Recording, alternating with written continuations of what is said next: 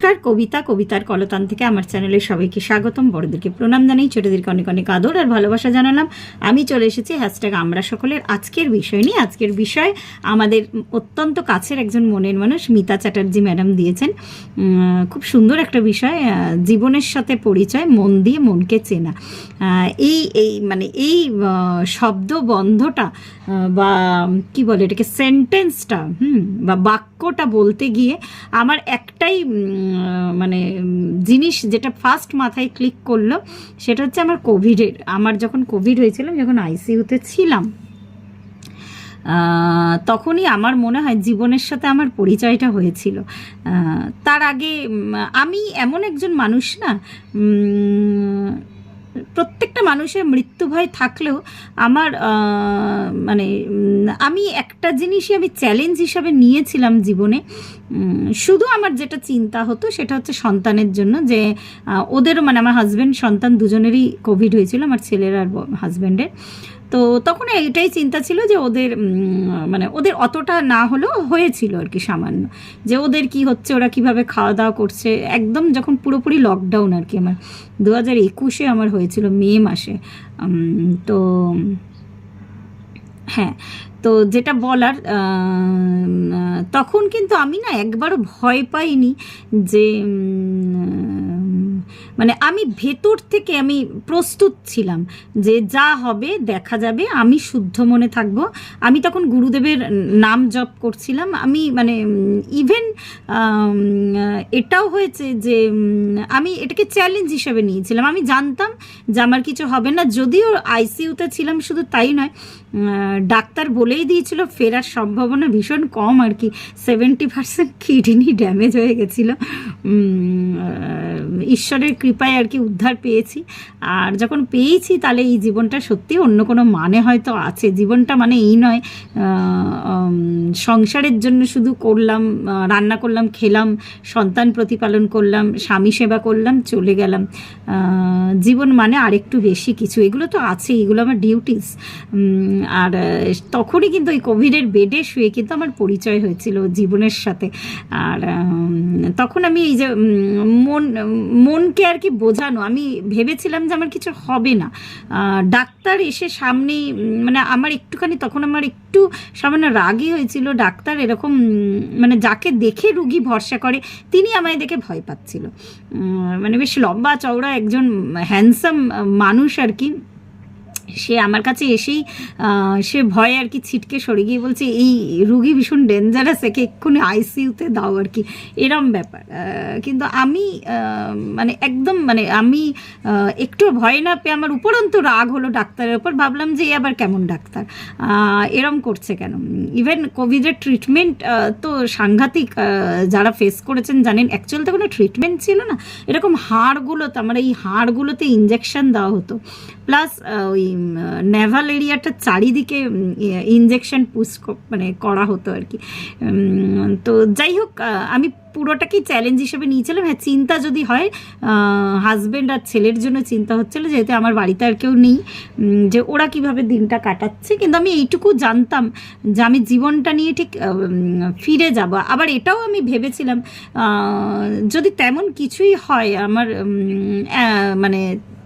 যদি উল্টোটাও হয় আর কি, আমি যদি আর না ফিরতে পারি, ওরা ভালো থাকুক। হ্যাঁ, তো এটার জন্য তো আমার আগে থেকে ভয় পেয়ে লাভ নেই যে হ্যাঁ মরে যাব, কি হবে। আমি তো তার আগে নিজের চেষ্টাটুকুনি করব।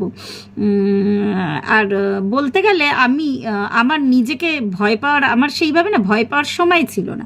কেন, আমার সামনে আমাকে আইসিইউতে ট্রান্সফার করা আগে যখন প্রচুর পেশেন্ট, তো গড়িয়াহাটের কাছাকাছি একটা নার্সিংহোমে ছিলাম। তো সেখানে জানেনই কোথাও মানুষে বেড পাচ্ছিল না তখন। যাই হোক, আমি লাকিলি বেডটাও পেয়েছিলাম। আর আমাকে অক্সিজেন চালু করা, আমার বাড়িতেও অক্সিজেন চলছিল তার আগে। আমি কিন্তু অক্সিজেন পরের দিন যখন অক্সিজেন চাওয়া হলো, আমার কাছে অক্সিজেনটা ছিল না, আমার কাছে সাপ্লাই ছিল না আর কি। তো আমি কিন্তু অক্সিজেন ছাড়া ওলা করে গেছিলাম। আমার হাজব্যান্ড একটা অ্যাস্থেলিন ইউজ করে সারা বছর, তো ওটাকে ভরসা করে আমি গেছিলাম। আমি জানতাম আমার কিছু হবে না আর কি।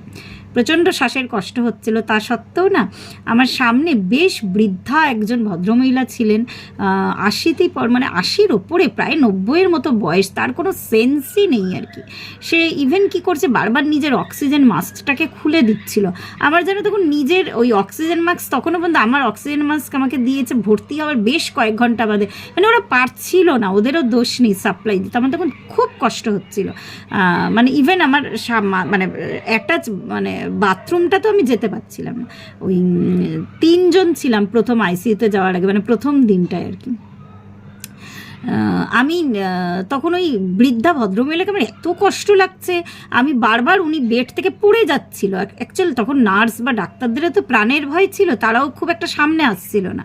তো আমি বারবার তাকে ঠেলে ঠেলে আর কি বেডে পাঠিয়ে তার নাকে অক্সিজেন মাস্কটা পরিয়ে দিচ্ছিলাম। তারপর একটা সময় বাধ্য হয়ে নার্সদের কাছে গিয়ে একটু কড়াভাবেই বললাম যে উনি তো মরে যাবে, পড়ে গেলে তো আরোই উনি শেষ হয়ে যাবে আর কি, তো একটু ওনাকে দেখুন প্লিজ। তো পরে জানতে পেরেছিলাম ওনার বাড়ির লোক নাকি ভর্তি করে আর যোগাযোগ রাখেননি আর কি, কিন্তু ওনার প্রাণটা আইসিইউতে আমি ওনার খবরটা আমি নিতাম, কিন্তু ওনার প্রাণটা কিন্তু ছিল। ইভেন নার্সরা, আমি একদিন দেখলাম যে একটা নার্স ওনার আসতেই করে ওনার মাথার কাছে গিয়ে বলছে যে ঠাকুমা তোমার অনেক প্রাণ, মানে জীবন শক্তিটা অনেকটাই আছে, জানি না ঈশ্বরের কৃপায় উনি কেমন আছেন বা কি, ওনার হয়ার অ্যাবাউটস কিছুই জানি না। তো ওটাই হচ্ছে মন দিয়ে মনকে বোঝানো। আমি তখন একবারও নিজের কথাটা ভাবতে পারিনি, স্বার্থপর হতে পারিনি। আমার চোখের সামনে ওই যে মহিলা, বয়স্ক মহিলা, ওনাকে দেখে আমার প্রচণ্ড কষ্ট হচ্ছিল আর কি। তো এই ইনসিডেন্টটা আমার মনে পড়লো, এটা বলতে গিয়ে আর একটা ঘটনা বলে আমি আবার, ওই যে বললাম 3 জন ছিল প্রথম যেদিন ভর্তি হয়েছি, আমার পাশে একজন ভদ্রমহিলা ছিল, তিনি মানে মোটামুটি সুস্থ আর কি। তো যাই হোক, কোভিডের নাম শুনেই তিনিও বেশ একটা সোর্সে ভর্তি হয়েছিল, মানে ওই যে নার্সিংহোমটা আমি ছিলাম, মানে তখন তো জানেনি কিরম অবস্থা, সোর্স ছাড়া ভর্তি হওয়া যাচ্ছিল না। তিনি প্রায় মানে সুস্থই, তিনি ফোনে সমানে তার বৌমার আর কি নিন্দা করে যাচ্ছে কাউকে একটা, হ্যাঁ। আর আমার না খুব হাসি পাচ্ছিল তার কথা শুনে, যে তিনি ওই পরিস্থিতিতেও এদিকে মুখে কিন্তু আবার মানে গুরুদেবের নাম বা ঈশ্বরের নাম করছে, কিন্তু যারই ফোন, মানে তিনি ফোন করে করে তার বৌমার নিন্দা করছে, সে কি করেছে, সে কটায় ঘুম থেকে ওঠে, সে তাকে দেখে কি না। আমার মানে অদ্ভুত, মানে পৃথিবীতে কত ধরনের মানুষ হয় আর কি।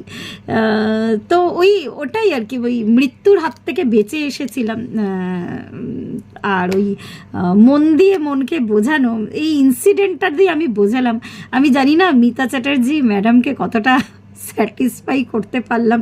আজকে আমার হাসি পাচ্ছে এখনও সেই কথাটা মনে পড়ে। আর এরম হাসি হিসাবে, এরম চ্যালেঞ্জ হিসেবেই কিন্তু আমি আমার ওই টাইমটাকে কাটিয়েছিলাম।